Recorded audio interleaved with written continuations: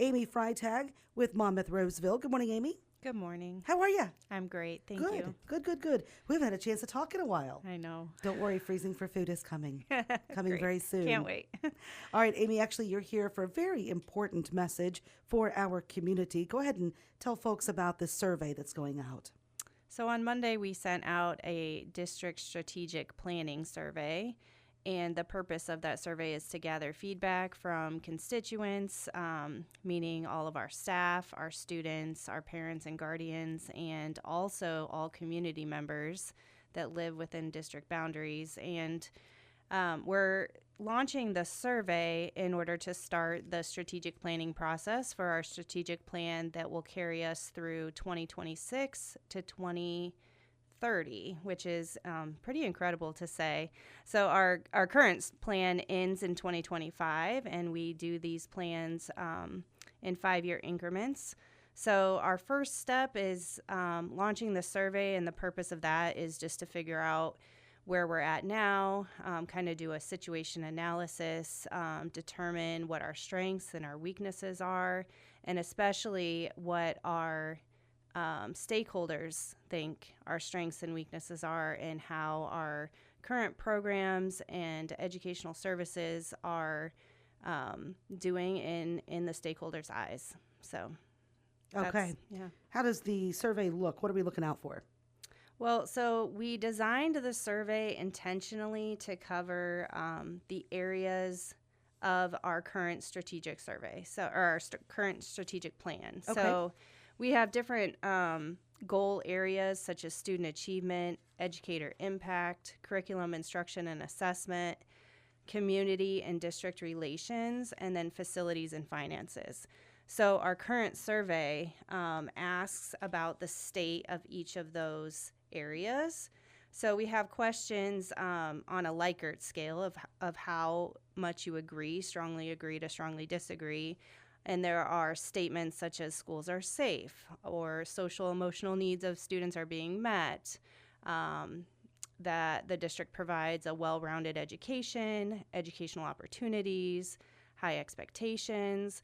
So we really tried to hone in on each area, and then we drafted a statement, and we want to know from all of our stakeholders, do you agree or disagree with these statements? And from that, we'll know where we stand now and what we need to focus on in the future. Okay.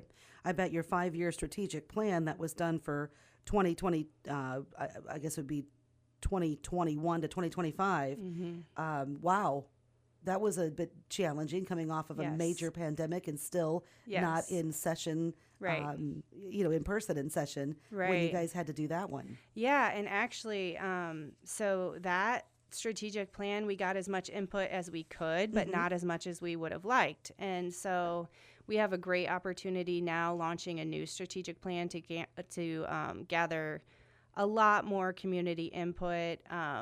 And we hope to, review the survey results, but then also potentially do some focus groups to learn more from constituents, especially if there are things that surprise us or that we weren't expecting.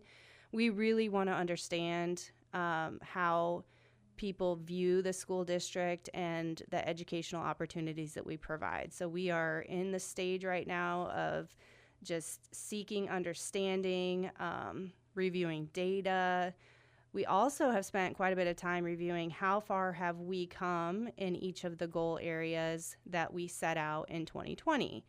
So it's a lot of data gathering right now, and listening is a very important stage of the process that we do not want to rush through. Okay. What are some changes that you have seen that you're going to think about implementation here in 2026 to 2030 that have happened here in the last 4 to 5 years? It's been a major learning curve. Yeah. So in regards to changes, I think first I'll talk about what remains. So at this point, our leadership team, and I think hopefully others will agree that, our vision is to empower students to achieve excellence, and I don't think that changes, but we will find out. We'll hear back from stakeholders, and then, our mission is to foster a culture of high expectations, that ensures all students receive a high quality and rigorous education. So those two have staying power. And some of our goals that we set in 2020, we're still working towards. So I just want to be careful that we don't just scrap the 2020 to 2025 plan entirely. We need to critically evaluate it and see what milestones we've reached, and then determine which goal areas we still need to pursue because they're not full to completion yet. And then, of course, with the stakeholder input that we are working so hard to get this round, we need to see the gaps. So what may change for the next plan will really be informed by our survey results and conversations that we have with stakeholders. And you said this survey goes to staff, faculty, parents, guardians, community members, stakeholders. It'll be interesting to see what the staff and the teachers have to say, because the need for support for them is higher than ever. Yes, absolutely. And we worked with a consultant to develop the survey. And so we were very intentional, and she helped us think through how will we be able to disaggregate this data. So we do have a section that has you identify your connection with the school district, of course, one of them being staff. And I intentionally am not going to look at any results until it closes on November 15th. But when it does, we will be able to disaggregate the data by the type of person that responded in one of those 4 categories, the main school that they're associated with, or if they're not associated with the school, we have an option for district level or no particular school. We also have asked for ethnicity and race, which also there's an option to not respond if you wish to, or language background, because we know that we have students and community members and families from all different languages and backgrounds, and we want to make sure that we are able to see patterns if a particular background or a particular constituent doesn't feel like their needs are being met, or if their responses are considerably lower than another group. Yeah, remind us how many languages, and it's 38%, I think, from the last report, of ELL students enrolled at Monmouth-Roseville. Well, so not all of those students are current ELs. Okay. We have a combination of current ELs, and those are ones who have not reached proficiency yet. Okay. And then we have former ELs. So those students were at one point classified as EL, but have since reached proficiency. Okay. And that's where that 38% comes from. But our most recent Illinois report card, which will become public on October 30th, puts us at 24% English learners. And so again, that's the current. And then we have, about that 38 to 40% of students who speak a different language in the home or come from a different language background.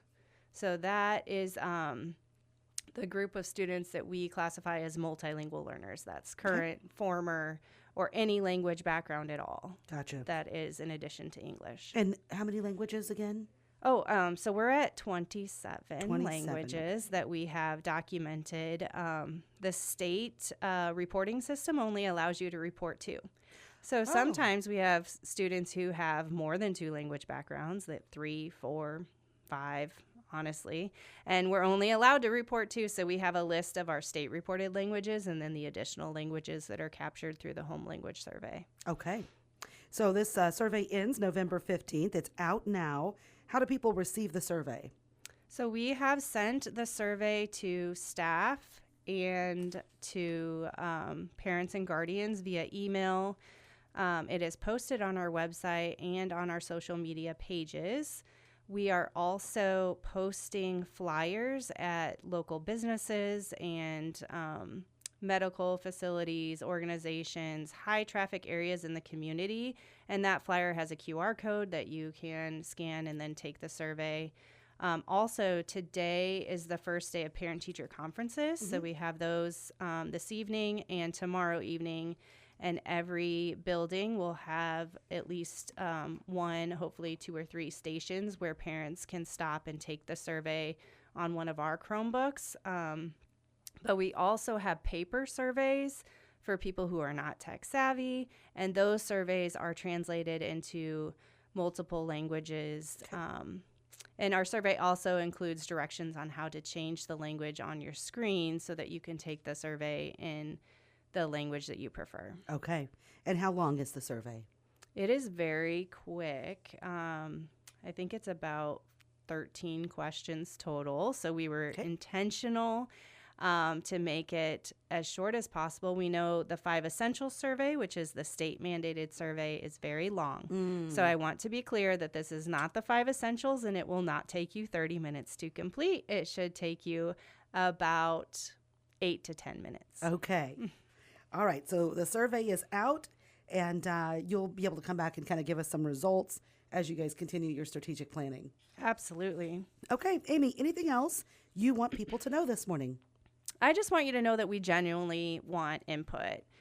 We're not doing this just as a step in a process. We're doing it to really take the temperature of the school district and the community and know beyond a shadow of a doubt that we're not missing something. We, as educational leaders and staff and faculty, we have an idea of what we think is best, but we need to be informed if our ideas do not align with the greater community. So at the end of the day, we're trying to align taxpayer dollars with a strategic plan to educate students. And the only way we can do that holistically is to get that community input as well. Okay. Thank you so much for coming in this morning. Thank you. Amy Freitag with us. She is a Director of Multilanguage Learners and Grants, District Administrator with Monmouth-Roseville. As that survey is underway, you can find that on social media, their website. You may have received one via email, also flyers